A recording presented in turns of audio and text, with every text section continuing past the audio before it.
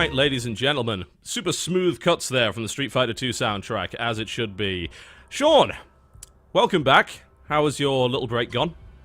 Oh, it's so good. I've been consuming exorbitant amounts of pizza and fantasizing about all the possible strategy interactions that could be happening in this next match. Damn right. Because, I mean, honestly, Ghostly User, known for his phenomenal Zerg vs. Terran in Wings of Liberty, carrying over to Heart of the Swarm, and we've been seeing non-stop crazy aggression attacking out of Drunken Boy, so I'm excited to see those two action figures play together. Damn right. And now we get to hear from both of them. Ghostly User, welcome back. Hello. Well, your first match was fairly close, I've got to say. What do you reckon? Yeah, I think it was kind of close too. I mean, Henderlisk is pretty good, and I knew that'd be my toughest opponent going into this. Oh, okay. Alright. Well, Drunken Boy, you seem to dispatch your teammate quite readily there. Game 1, very aggressive drop. Neve just fell to pieces. Game 2, a little bit more of a traditional, more drawn-out tank war there on the ground. How are you feeling going up against Gosu User, though? TVT is one thing, but this is Zerg vs. Terran against a very strong opponent. I'm feeling pretty good. TVZ seems really in balance right now for Terran. Okay. Now, you are known for these really aggressive builds against Zerg. I don't want you to reveal anything, of course, but I've got to ask, do you intend to, I suppose, throw the first punch against Gosu User? Most likely, yes. Alright, okay, good to know. So I think that's what people were really expecting. Now, Gosu User, you've been adding a lot of Korean Terrans to your list, I've been told, and you've been pretty successful even in Heart of the Swarm as well. A lot of people were throwing around the term Patch Zerg, and you quickly proved them wrong, which is good to see. So, since you've got a bunch of dead Korean Terrans sitting on your list, I've got to ask, you know, how do you plan on dealing with a Canadian Terran from FXO? It's going to be pretty easy, I think. I've played him some on ladder. I know some of his builds. I know what styles he likes to play. I'm just going to counter everything he does. It's going to look bad, and no one's going to think he's a good player afterwards. Jesus. Ouch. Ouch. Henry, come on. You've got to have a response to that, surely. I mean, that's one big arrogant Zerg target. I mean, he's sitting in France, the country of arrogance. Surely you must have a response. Well, I chose Mia on your team, so I think Ghost User should be much easier. That's just low, man. Like, I should dock you a point just for saying that. But no, that's very, very true. You did very much deal with Mia, and that was impressive play. So let's see if you can actually repeat that. All right, Ghost User, any final words for Drunken Boy? I'm kind of disappointed I had to play him, because I'd prepared some cool things that I've never shown before, but I think because Drunken Boy's style, I'm just going to have to counter him instead of doing what I want to do. But it's okay. Maybe I'll show it later in the tournament. Alright, good to know. Drunken Boy, any final words before we go into the first map? No, I guess 2-0 again. Make it out of the group. Okay. Let's see if you can do it. One of you guys is going through to the round of 8, and the money gets pretty high after that, and one of you will go down to the lower bracket. Guys, thank you very much. To your stations, please. We will be going into this match very shortly, and the first map is going to be Akalon Waste. So, Sean, I think Ghost User maybe wins the trash talk there, but I'm a little bit biased against Drunken Boy because he did remind me that he did beat one of our teammates, so maybe I'm just bitter about that. Yeah, that was kind of an interesting blow, man. Because Ghost User's like, I'm going to beat you, Drunken Boy. And then Drunken Boy's like, listen, Totalbiscuit, I killed one of your team members. And I'm it's like, like, what? Whoa! I mean, psychologists, they call that projection, man. He's just dealing the blow out to you because he's trying to figure out the best way to deal it back to Ghost User, which I assume is going to be in the next game, which I would presume as much.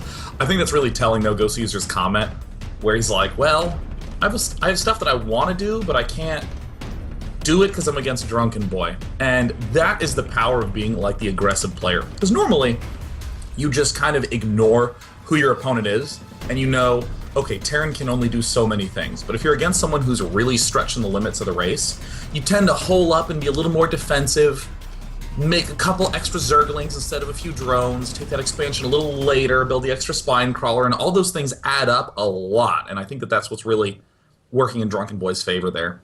Yeah, there's also the expectation, isn't there? Because Drunken Boy now has a reputation for this, he can do exactly the opposite and completely mind game his opponent. Looks like we're about ready to rock and roll. We're just going to check that both of these guys are ready. We'll go on the first map, Akalon Wastes.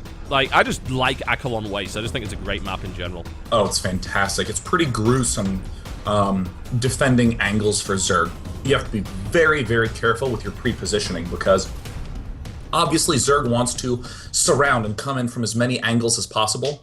And a lot of the Terran movement will try to corral the Zerg into one location. Try to make them all pull to the west or all pull to the north. And suddenly, there are so many locations where if you pinch them off, you cannot be surrounded. You have forced the Zerg into one angle of engagement. Really, really cool. Very, very true. Okay, here we are, folks. We're on Akalon Wastes for our first TVZ of the day. I'm looking forward to this. This is my favorite matchup, and these are two great players to be doing it. So, to the southeast position in the Red Trunks, playing Zerg, he is Millennium Gosu User. And his opponent, to the northwest position, who took out his teammate quite handily and mercilessly, really, to get to this point, so who knows what's coming out of him. Known for his one-base builds, what will we see from FXO Drunken Boy.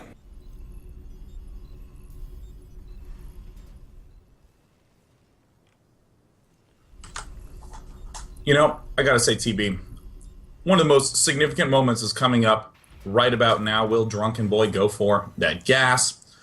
Is he going to go for Barracks gas? I anticipate he's probably going to open up with the very standard Reaper play on this map, but how he decides to follow up from there is going to be huge. Yep, there it is. There's the Reaper. Yep. 12 Barracks, 12 Refinery. Yep, I actually started using this build on ladder, and my success rate against Terran vs. Zerg in, obviously, crappy league is amazing as a result. It's a great build.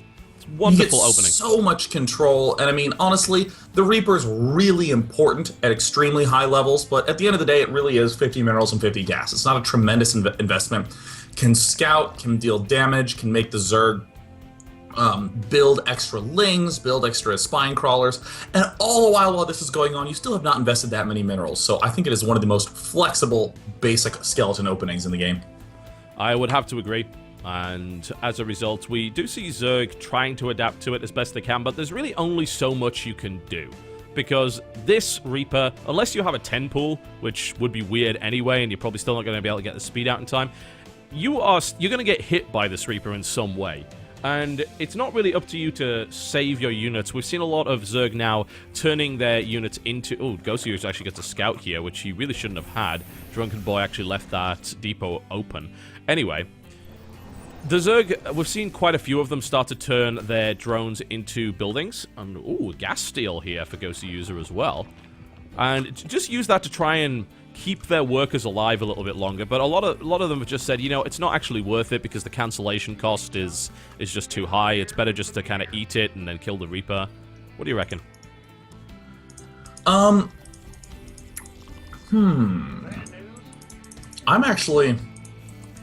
I'm torn on your question, and I'm honestly super focused on what the read could possibly be from Gosu User in this position, knowing that he's picked off the gas. I mean, as you're talking about with the Reaper, you're getting a lot of use trying to pick off the Reaper. Maybe you can commit to try to kill it off, but I think that making any commitment just to deal with the Reaper is incorrect. It's probably better to just accept that there will be some damage and to try to deal with whatever his next step play is. Like, this is great defense by Gosu User, building all these structures, and yet he has not committed anything to killing off the Reaper. The big question, though, is can you exploit the follow-up that's going to be coming out of your opponent? So given that Gosu User stole this extractor, it's like 99% going to be a Hellion 3rd Command Center follow-up. So what does this mean? Gosu User can flood lanes, can get the surround both on the Reaper and the Hellions, which I think is going to be the correct play here. And there's really not that much that Drunken Boy can do about it. Yeah, and Drunken Boy actually does not get the scout with these Reapers. Like, he's had to use the Reapers to get rid of this extractor, which, unfortunately, they don't have their grenades anymore, so it takes about 5 years. Oh, and look at this. A Roach Warren. I like this. I think this is the... Honestly, in HOTS, I think this is the first time I've ever seen a Zerg actually go for that gas steal. To be fair, he shouldn't have been able to do it, because that depot was down, whereas it shouldn't have been. Well, I mean, sometimes the Terran player thinks, well, I have Reapers. I may as well let you up into the main and trap you and get one guaranteed kill with this Reaper, Yeah, which sometimes gets 0 kills. But like you're saying, first time I think I've ever seen it in HOTS. Yeah, and it's sneaky as well. I don't know if Drunken Boy's response was the correct one here, but what do you reckon to actually using the Reapers to kill that? Because obviously it takes so long, and you completely lose that ability to gain early map control. Is it even worth it? I think it's okay, given the follow-up from Drunken Boy, which is a build that does not require any map control.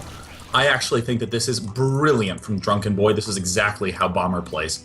Bomber goes for this very fast factory. Look how quickly that tank comes out. This deals with the Roach Baneling busts that have been incredibly popular as of late. Yes. And honestly, Marine Tank is super strong anyways. And wow, now Drunken Boy goes back. Okay, ignore everything I was saying. Is he actually going to go mines? That would be interesting. It's... I don't necessarily... no, it's Hellions. Okay, interesting. Huh. Hellion Marauder coming out right now from Drunken Boy. That's curious. I really think it would have been much stronger to stick with Marine Tank and begin his upgrades incredibly early. He would have been having a killer 2-2 push. And now in this circumstance, he's essentially sort of sabotaged the effectiveness of those Hellions by making them so late. Yeah. And kind of has this tank that's not even going to be very strong in his future composition. It is a weird one. Mines would have made a little bit more sense. I'm always in two minds about mines against... Two minds against mines, wow. I'm almost in two minds about mines, simply because... It's nice because you are dealing with roaches that have very low range, so the roaches can't really pick the mines off very effectively, and they're pretty much going to get hit regardless. The flip side of that is that they don't die to mines. Like, they can actually take a hit, and mines end up being... You can just tank them and take them out of the equation quite easily. But it would have been better than Hellions, I think. Hellions is a very odd choice, I feel, in this situation. Yeah, I mean, by any measure, this is going to be terrible to just get these 6 Hellions now. I mean, he's seeing roaches. Yeah. He sees what his opponent's tech is. I mean, most prudent Terrans would have just said, oh, well, crap, I mean, I guess I missed my window for Hellions. And then, yeah, I built 2, but, whatever. But here, making it up to 6, even after seeing it, this is going to come back to haunt him. Ghostly User, I think, is very smart, saying that he is just going to play very standard play, not going to be overcommittal. And I love this, getting +1/+1 for Zerglings rather than Roaches. He is planning for the late game. Yeah, he probably wants to play that Ultraling style that we've seen be very prevalent and very potent. It has easily replaced Broodlord Infestor as the style of choice. It gives you a lot of flexibility, and it just wrecks everything with a Terran name attached to it. It does so much damage, and then if you go super late game, you get the Queen swell behind it, and those Ultras just don't die. Wow, what a weird composition from Drunken Boy. Looking at the buildings in his main. I mean, this factory with a tech lab is particularly odd. I mean, is he actually going to go back into tank production now? He hasn't gotten reactors on those other 2 barracks as he's taking his 3rd command center. It's pretty odd in this position. This Reaper has done quite something, really, and it's actually going to live through this as well. It might even spot the 4th base going through, and Gosu's now moving back to kill the Reaper. He's got to get rid of it. It's been so annoying. It's been a really effective scout. It's actually got itself 5, 6 kills, 7 kills now. It's dead now, Brave Reaper finally falls flat on its face, but he's done well with it. Drunken Boy now takes his 3rd base. The 4th is, of course, fully established for Gosu User. I think he was even looking to take a 5th. Oh, never mind. He's taking his 4th down there to where you see a lot of people take their 3rd base. But, as you said, the Hellion choice is very, very strange. But the funny thing is, the longer this goes on, it's almost like Drunken Boy said, I don't believe you when you build those roaches. I don't think you're actually going to commit to that. I think, really, you're going to play Ultra Ling, and what we're going to see is a lot more Zerglings out, and then those Hellions will really come into their own, and then the Marauders will do really well against that. And funnily enough, the longer this goes on, the Ghost User's composition actually gets into a position where Drunken Boy actually has what he needs to kill it. Yeah, Drunken Boy is actually getting a real big amount of Tech Lab barracks at this early stage. Most players like to get the 5 barracks with Reactor, and then begin incorporating more Tech Lab. Of course, that all is predicated upon this 13 to 14 minute push, which is also very, very common. with the Biomine style play. But I think that, like you're saying, Ghost User is kind of feeling in a little bit of an awkward spot. I mean, he made a lot of roaches, and roaches are the worst unit in the game. And I don't mean like they're actually bad, but you know, it's like one of those really up and down relationships where, you know, early game you build them and you're like, oh, this feels so good. They can stop everything. They're even good against Marauders in small numbers. And then late game they literally do nothing, and you're like, why am I still with you? What a great analogy. And right now, we're going to be seeing an old flame here from Drunken Boy push his way forward, getting Widow Mines into position. He's going to set up this nasty contain, and of course, this drop's going to come in as well. Now, thankfully for Ghost User, he should be alright against this. There is some stag defense, but it is a double drop, and that Infestor's actually going to the front line right now. Baneling's now moving into engage, and this is getting really funky all of a sudden, because this drop by Drunken Boy is going to take the spawning pool out. It's down to half health. The Zerglings are streaming in, and see you later. It is gone. Banelings, Roaches, Lings all roll right in. And look at this nice timing. The Hellions have started to move up to the 4th base. They see the Greater Spire. It looks like the Infestors are going to try to throw down a Fungal Growth, and they do get an amazing hit. Zerglings stream on in, but Drunken Boy continues to drop at the backside, and Roaches, I mean, what are they even doing there? They're not doing much. You know, they're hanging around on the couch because they just can't be bothered to pick up their possessions and actually get out and find their own place. And honestly, a Drunken Boy did so much damage with those Marines. It was actually really impressive to watch. He killed 12 workers, he killed the spawning pool, and he saw the Greater Spire. You know, Greater Spire, of course, being a really weird choice. It's not favored that much anymore against Terran. I mean, this is the sort of thing that works very well against a Biomine player, but against a kind of more traditional Marine tank player doesn't have a lot of strength. And look at the army moving on in. I mean, Ghost User is in a world of trouble. It's actually down 150 supply. All of those Marine Marauder are now darting up to the front line. There's going to be nothing that Ghost User can do. He just did the wrong build at the wrong time and is being punished violently for it. A little bit. That was possibly the worst tank micro I've ever seen, but it's okay. Drunken Boy's actually doing a great job here, doing a lot of damage, killing a lot of units. But he hasn't really done that much to the economy, and that maybe is the saving grace of Ghost User right now. The fact that these drones are still alive. He's still on 77 versus 64. That's about to change because Drunken Boy's gone in there with these Marines. These guys aren't even alive. These are zombie Marines. They've got 2 HP left. They're going to die to like 1 Zergling, but they have still managed to kill a bunch of drones. And as I was talking about that worker count, there's now 28 workers killed. Now Drunken Boy takes the economic lead.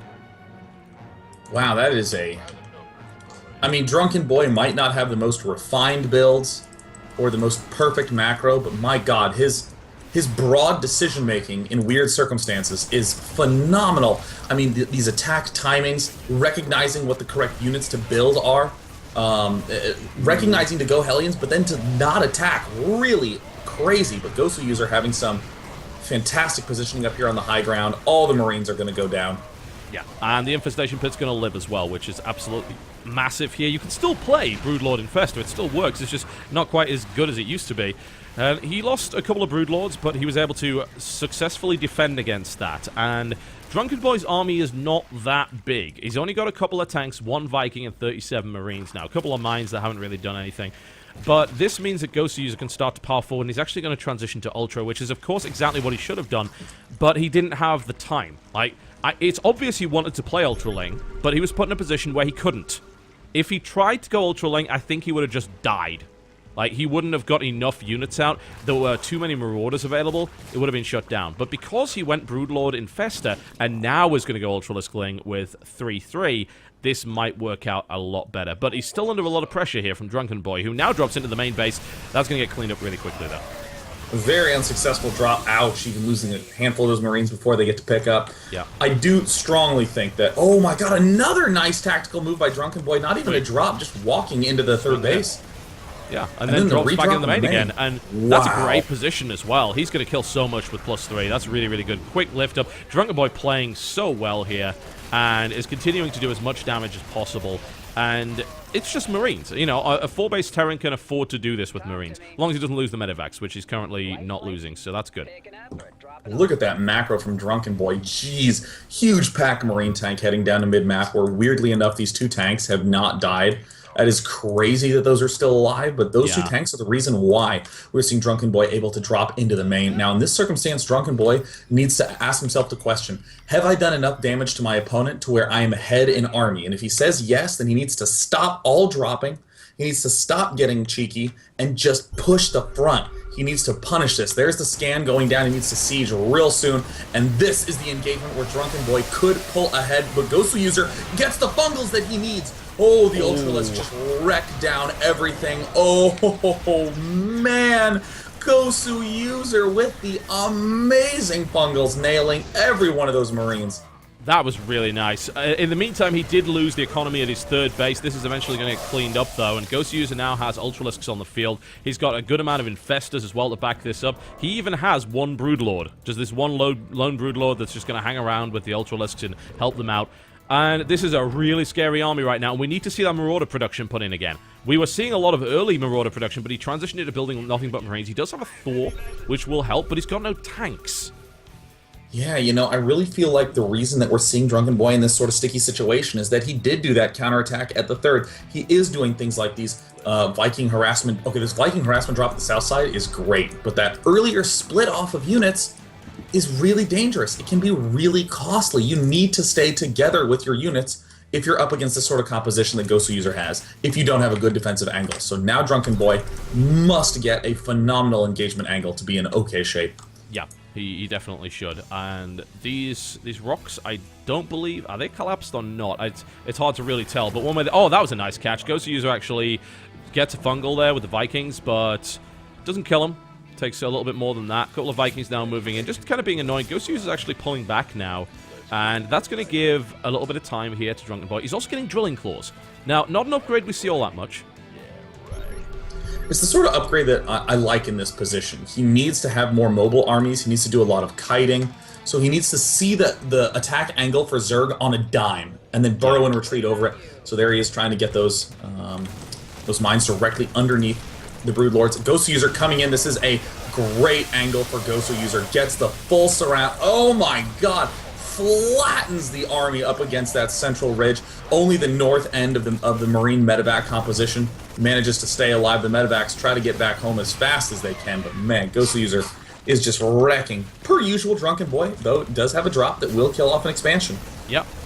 He's picking at his opponent while trying to build that good composition, yeah? Trying to get those Marauders up, but I don't think Ghost User is going to stop this time. I have a feeling he will actually go through to assault, or maybe he won't. That's interesting. Now, there's ventral sacks going on in the background here, which is, again, kind of an unusual idea. Drunken Boy, yeah, he'll be okay. He's not going to lose. Yeah, there we go. He's going to have to go out there. Ghost User defends that. No, he is going to lose it. Nice catch. Oh, wow, man. Nice call the ball. Ghost User catches him quite nicely there, but we should bear in mind, of course, Drunken Boy is still on 4 bases. He's building 2 more CCs. He can rebuild this army. Yes, I mean, it's certainly not a one game for Ghostly User, although I would describe Ghostly User as having the advantage. I think it is brilliant for him to be going for the drop tech, because look at the army composition that we see from Ghostly User. Ultra, Corruptor, Infestor. Very, very slow, cannot attack and defend at the same time.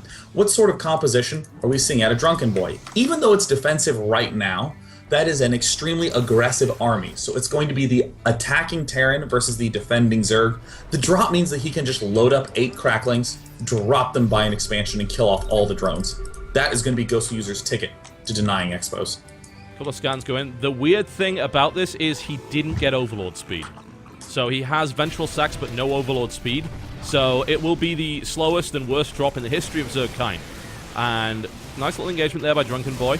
Not great fungals. Oh, man. Ghostly User donates a good 4 Infestors there. Gets a big fungal, but Drunken... a second follow-up, and this army's dead. But drops at the third base and in the main base for Zerg. Ghostly User trying to pick off all those retreating Marauders, but there's a couple of mines in the way. Drunken Boy has yet to lift.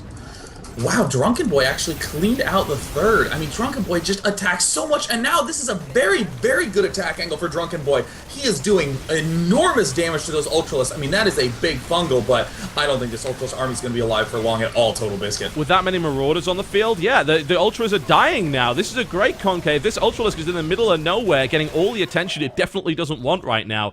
And the Hive died as well, and now he's dropped the natural. Drunken Boy is everywhere right now. Drunken Boy's tactical decision-making is amazing. I mean, he has not dropped a beat with any of these things. The real missing piece for Gosu User is honestly Zerglings. He needs a lot more Zerglings to punish these engagements. He needs a lot better counter-harassment to be able to pick off these expansions. I mean, if Gosu User lets this expansion pop up, he's going to be doomed. Yep, he does still have... I thought he might not have a spawning pool anymore, but it looks like he does have one. That wasn't taken out. Oh, man. That's going to get surrounded. That's not going to be a planetary today, I'm afraid. Drunken Boy will, of course, try his best to prevent that. Gosu User, with the mana denial, he builds a hatchery under his opponent's command center to prevent it from going down.